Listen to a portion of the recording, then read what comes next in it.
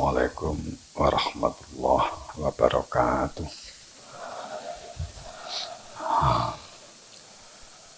Bismillahirrahmanirrahim. Alhamdulillahirabbil alamin. Asyhadu an la ilaha illallah wa asyhadu anna Muhammadar Rasulullah. Allahumma shalli ala sayyidina Muhammad wa ala ali sayyidina Muhammad. Walau anna ahlal qura amanu wattaqau la fatahna 'alaihim barakah minas samawati wal ard walakin kadzabu fa akhadnahum bima kanu yaksibun. Al-ayah. Jamaah rahimakumullah sedaya semuanya, kakung putri sepuh nem. Pertama kita memunajatkan rasa syukur, dan kedua salawat salam pada junjungan kita Rasulullah Shallallahu Alaihi Wasallam. Semoga kita dalam ampunan Allah, semoga kita dalam ridhonya, maghfirahnya, dan mendapatkan syafaatnya Rasulullah Shallallahu Alaihi Wasallam.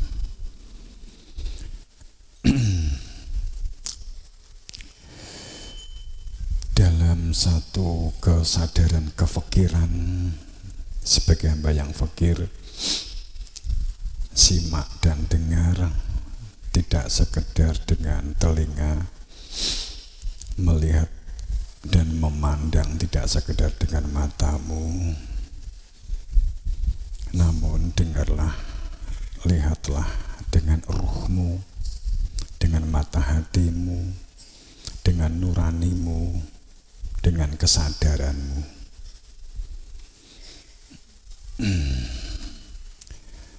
Dalam kehidupan berdunia sebagai sistem dunia yang saat ini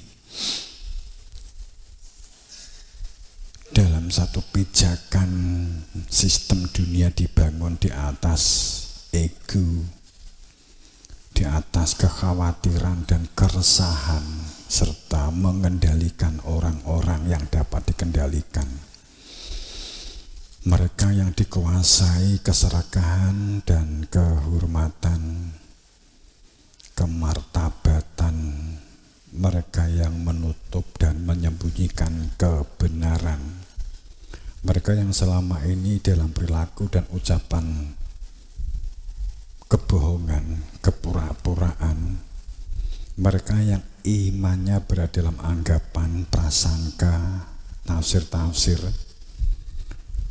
sama sekali tidak mengetahui, tidak mengenal, tidak paham apapun kecuali hanya wawasannya, hanya fenomena-fenomenanya. Maka jika memang Allah mengendaki ditampakkan kebenaran al-haq itu min rabbik, maka inilah saat titik balik yang wujudnya akan adanya kehancuran, pemurnian, sehingga tampak kasat matanya adalah pemusnahan sebagai wujud dari pembaharuan bi khalqin jadid, ditampakkannya dengan adanya penciptaan makhluk yang baru. Telah ribuan tahun kepalsuan, kepura-puraan, dan tafsir-tafsir menguasai sistem kehidupan berdunia, utamanya dalam hal agama. Oleh Tuhan, oleh Allah dibiarkan berkembang dan menguasai sistem dunia dengan segala rumusannya. Manusia berlomba dalam membuat opini kebenaran. Manusia berlomba membuat tafsir-tafsir, sehingga ribuan tafsir dicetak menafsir firman Tuhan, merumuskan definisi dan deskripsi tentang sesuatu, dalam hal ini kebenaran, Dan selama itu pula, selama ini faktanya namanya gontok-gontokan, pertikaian, percecokan, tiada ujung pangkal dan tiada henti. Utamanya di daerah, di titik di mana awal perkembangan Islam.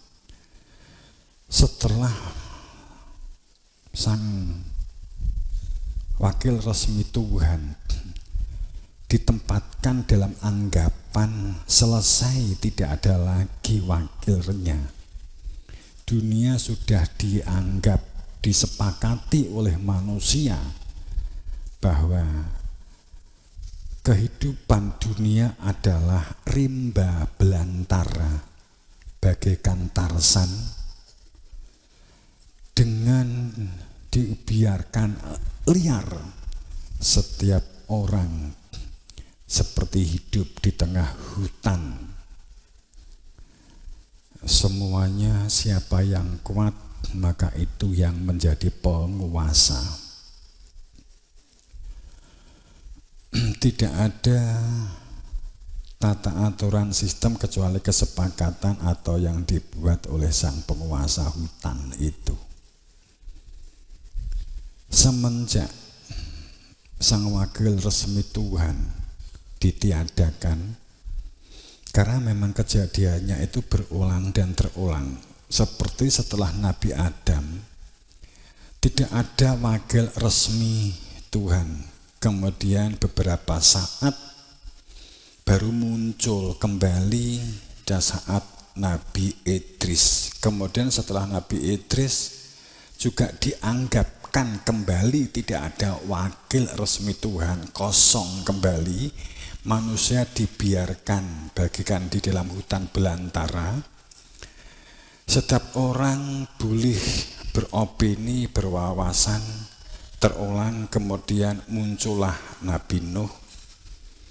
Kemudian kosong kembali, muncullah Nabi Hud. Kosong kembali, muncullah. Begitu seterusnya sampai Nabi Ibrahim. Setelah itu ada Nabi Ismail, kemudian ada Nabi Ishak. Mana dulu indra Nabi Ishak, Nabi Ismail itu? Secara silsilah dulu Nabi Ishak, kemudian diteruskan oleh Nabi Ismail. Kemudian setelah itu kosong. Beberapa waktu cukup lama, kemudian muncul Nabi Musa. Diteruskan Nabi Harun. Sebelum Nabi Musa, Nabi Harun sudah berfungsi sebagai wakil, tapi bukan khalifatullah, tapi wakil dari gurunya. Kemudian Nabi Musa muncul. Nabi Harun saat itu wakilnya gurunya Nabi Musa, yakni Nabi Khidir. Kemudian yang ditunjuk oleh Nabi Khidir adalah Nabi Musa. Kemudian setelah Nabi Musa sedo ke Nabi Harun, kemudian setelah Nabi Harun kosong, dianggap kosong kembali, bla bla bla terus Nabi sampai Nabi Daud, Nabi Sulaiman. Manusia tidak bisa menerima siapa yang melanjutkan Nabi Sulaiman karena ketepatan pelanjutnya bukan putranya. Kemudian sehingga dibuatlah satu konspirasi untuk menolak, membuat penolakan, akhirnya tidak muncul ke permukaan, bergeser ke satu wilayah, kemudian sampai bla bla bla bla, sampai muncul Nabi Ilyasa, bla, kemudian muncul Nabi Isa. Nabi Isa demikian pula setelah beliau wafat, pelanjutnya tidak diakui, pelanjutnya justru malah pelanjutnya bersembunyi, lari ke suatu tempat di wilayah ke timur, ke satu wilayah ke gunung, saat Nabi Isa sudah bergeser ke daerah Pakistan. kemudian ke Himalaya. Situsnya, bekas budayanya saat ini adalah Dalai Lama. Kemudian tapi dianggap sebagai budaya pada titik tertentu, kemudian dianggap kosong karena para sahabat dekatnya Nabi Isa 11 orang, totalnya 12, tapi yang satu jelas-jelas menjadi pengkhianat.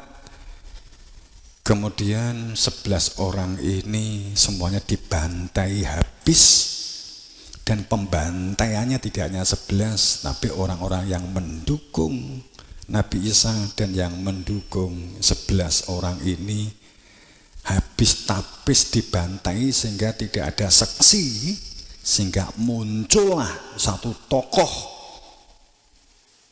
yang kemudian tokoh ini mengklaim dirinya sebagai nabi tanpa wahyu. Siapa dia?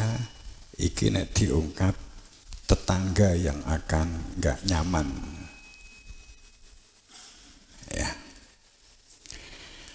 Kemudian muncullah di tahun 600 kelahiran seorang Mustafa, kemudian tersebut menjadi Ahmad Mustafa, atau asli namanya adalah Sang Seto, namanya kecilnya adalah Seto. Kemudian dia dalam pencarian kebenaran ikut pedagang. Kemudian akhirnya dia dilahirkan di Arab. Kemudian pada yuswa 25 tahun beliau menyuwun ilmu. Umur 25 tahun dia minta ilmu, maka tersebut berada di dalam Jami'atul An-Nubuwah. Maka kemudian disebut sebagai sang nabi, belum sebagai rasul. Kemudian saat yuswa 40 lebih, 41, 42, beliau kemudian karena sudah mulai mewakili fungsi-fungsi gurunya, saat ada yang minta penjelasan tentang tauhid, minta penjelasan tentang kehidupan, kemudian sudah diwakilkan oleh gurunya. Penjelasan-penjelasan itu dilakukan oleh dia selama gurunya itu gerah atau sakit. Kemudian persis pada saat 10 tahun kemudian resmi gurunya sedo atau meninggal dunia, kemudian dia terangkat menjadi rasul. Cerita ini memang belum pernah dibuka, di sejarah pun juga demikian.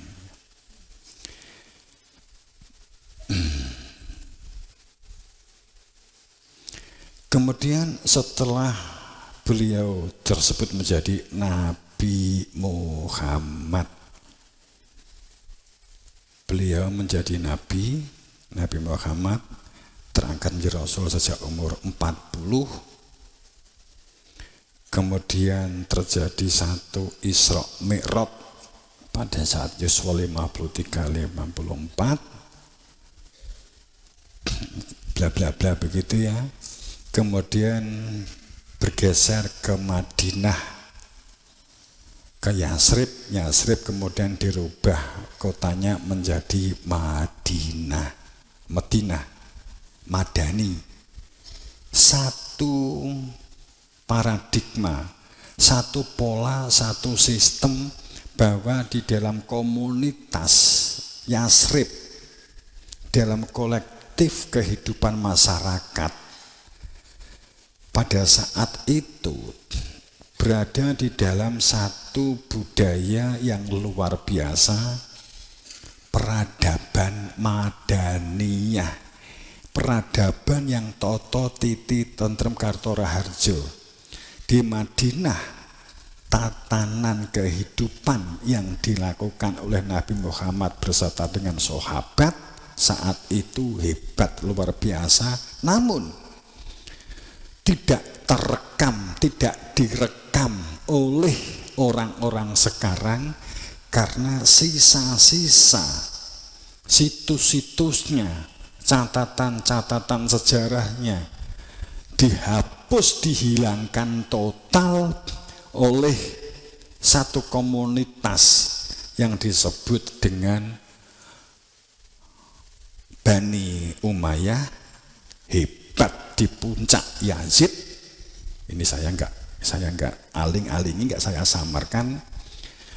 Kemudian saat itulah satu prosesi hebat penghapusan satu generasi total tentang keberadaan Nabi Muhammad beserta dengan budayanya, beserta dengan paradigmanya, beserta dengan konsep-konsep kenegaraan, bersama dengan konsep-konsep tentang peradaban madani. Makna madani itu adalah satu pola sistematika, baldatun thayyibatun warabun ghafur, keharmonisan hebat.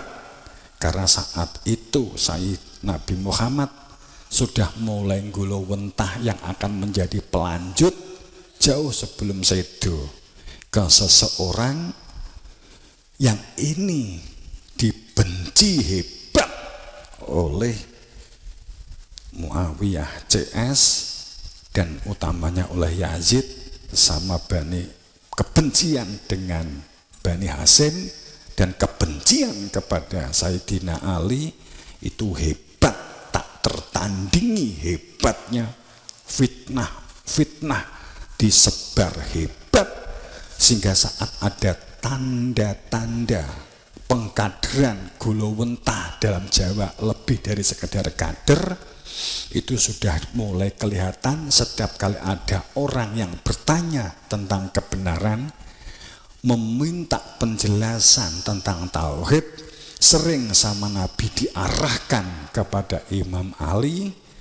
Kemudian ini lepas dari Syiah, lepas dari kelompok dan golongan, nggak ada kaitannya sama sekali. Saya pun juga nggak dong dengan Syiah. Kemudian pada saat Nabi Muhammad wafat, jangan sampai terjadi pelanjutnya jatuh kepada Imam Ali dalam makna khalifatu fil ard, dalam makna wakil resmi Tuhan. Jangan sampai jatuh kepada Imam Ali sehingga harus dikonspirasi mana khalifah tidak lagi memiliki makna wakil resmi Tuhan, tapi khalifah dimaknai presiden partai. Maka jadilah khalifah definisi bagian dari tai. Itulah yang terjadi, kan gitu. Partai itu bagian, tai itu kotoran, partai itu bagian dari kotoran, kan begitu. Maka itulah yang terjadi. Maka kemudian khalifah yang seharusnya maknanya adalah bilhaq, sah dan wenang, menunjukkan keberadaan Tuhan, membuka tentang hakikat hidup dan kepastian manusia dapat kembali kepada Tuhan supaya dapat merasakan ketentraman dan kebahagiaan sejati, hilang dan telah ribuan tahun hilang akibat konspirasi tak tertandingi. Setelah Nabi Muhammad wafat, belum disarekan, masih dalam posisi gerah menjelang meninggal, sudah dilakukan konspirasi, berada di bawah pucuk pedang bahwa semuanya harus membaiat jangan kepada yang telah digulawentah oleh Nabi Muhammad. Maka terjadilah prosesi Islam beragama terulang kembali seperti di saudara kita Kristiani, di saudara kita Yahudi, di saudara kita Zoroaster, di saudara kita Hindu, di saudara kita Buddha, di saudara suku-suku itu, di itulah umat Islam akhirnya kehilangan arah. Akhirnya dilakukanlah siapapun yang punya otak, bisa berpikir, bisa menulis, bisa membuat opini, bisa membuat konspirasi tentang kebenaran. Jika itu disampaikan kepada masyarakat, banyak yang menerima, maka kita sepakat itulah kebenaran bertuhan yang berangkat dari anggapan manusia, dianggap sebagai kebenaran bertuhan. Itulah fakta kepalsuan yang selama ini beredar. Bukan dimaksudkan saya memberikan makna kebencian dan kedengkian kepada siapapun, tapi kebenaran ini harus diungkap untuk pada titik nadir, untuk adanya kesempurnaan qodratullah. Untuk itu, itulah hebatnya keadaan dan situasi zaman. Maka di antara kita, maksud saya bahwa kita harus ada usaha yang kuat, kokoh, kukuh, keras untuk bersungguh-sungguh saling membuat keselarasan, membuat perilaku yang harmonis dengan kesemestaan, membuat keselarasan dan kemurnian dalam kita menjalani hidup, untuk saling support, untuk saling mendukung dengan perilaku eling lan waspada, tapi tetap kritis untuk saling watawasau bil haq watawasau bis sabr, saling mengingatkan di dalam hakikat, supaya dalam kesadaran hakikat dan kesabaran harus ada keberanian merefleksikan, mewujud nyatakan watawasau bil haq watawasau bis sabr. Harus ada, kok dengan korelasi kehidupan, ada keberanian dinyatakan.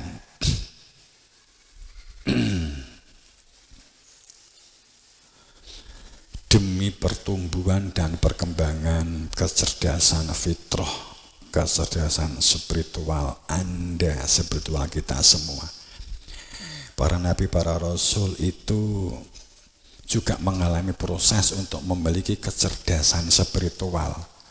Jika kamu mengikuti cara nabi dan rasul untuk berada di dalam kesadaran spiritual, saya yakin, seyakin-yakinnya kalian akan jungkel terbalik-balik. Karena pembersihannya, pemurniannya para nabi, para rasul itu justru dalam satu siklus kebencana, kayak bencana kelukaan yang hebat tak tertandingi di zamannya masing-masing pada umatnya. Itu selalu terjadi.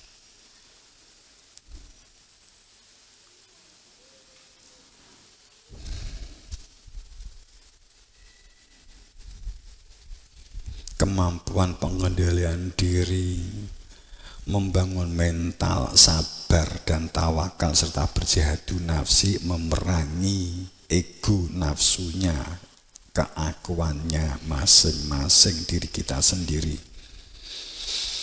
Inilah proses kesadaran, inilah kunci supaya tidak dalam kendali emosional ego, nafsu, keakuan. Untuk selalu menjadi hamba yang sadar, untuk menjadi manusia yang sadar. Bahkan beberapa waktu saya sering mengungkap, seandainya Anda tahu berada dalam di dalam kebenaran sesuatu yang sifatnya teknis, tidak mencelakai orang lain, tidak menjatuhkan orang lain, satu perilaku yang tampak secara teknis nggak membahayakan. Ya, bisa jadi nggak ada dampaknya apa-apa, untuk tidak menjadi manusia yang mudah kepo kan gitu kan. Saat itu teknis, umpamanya pengerjaan sesuatu. Oke, nanti kita bahas di mechanical teknik tersendiri.